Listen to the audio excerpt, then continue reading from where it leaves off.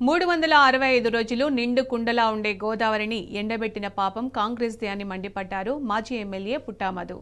రాష్ట్రంలో సాగు తాగునీటి కోసం కేసీఆర్ కాళేశ్వరం ప్రాజెక్టును నిర్మించి రాష్ట్రాన్ని సస్యశ్యామలం చేస్తే కాంగ్రెస్ పార్టీ కుట్రలతో కాళేశ్వరాన్ని నాశనం చేస్తున్నారని అన్నారు.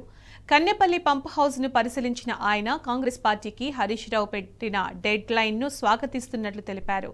కాంగ్రెస్ కుట్రలకు రైతులను బలి చేస్తున్నారన్నారు.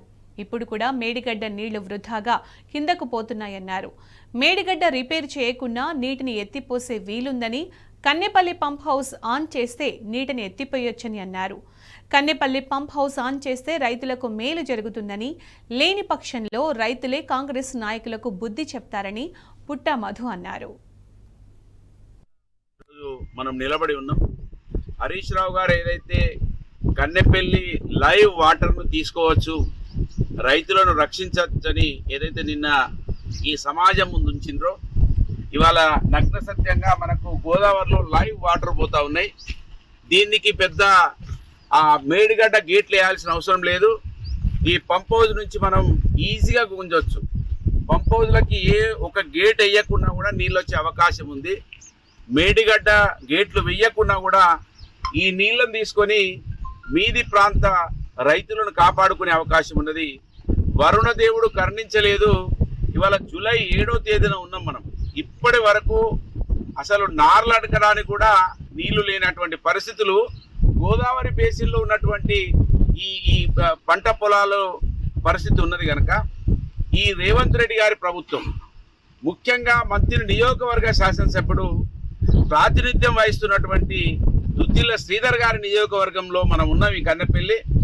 ఆయన ప్రాంత రైతులకు కూడా ఇప్పటి వరకు నీళ్లు లేవు, గ్రౌండ్ వాటర్ పెరగలేదు, బోర్లు నడుస్తలేవు, చెరువులలో కుంటలలో నీళ్లు లేవు. ఆయనన్నా కనీసం గమనించాలే.